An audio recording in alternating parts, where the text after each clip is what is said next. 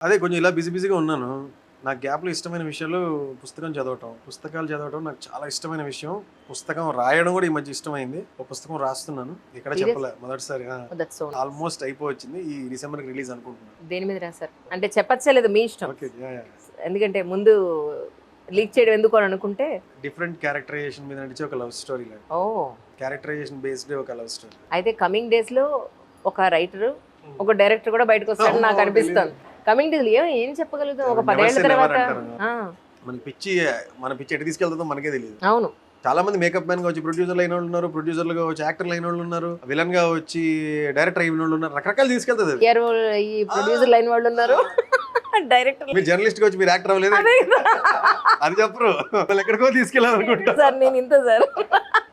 So అట్లా అదే book మీద పని చేస్తున్నా. నాకు ఎక్కువ టైం ఉంటే బాగా చదువుకొని నోట్స్ రాసుకొని, నాకు బుక్ చదివేటప్పుడు ఎలా ఉంటుందంటే 2 లైన్లు చదివాను అనుకోండి ఇంకంతే. 3వ లైన్కి వెళ్ళడానికి 3 రోజులు పడుతుంది. అదేంటి అంటే అంటే ఆ 2 నెలల మీద ఆలోచిస్తారా? ఆ 2 లైన్లు చెబుతా.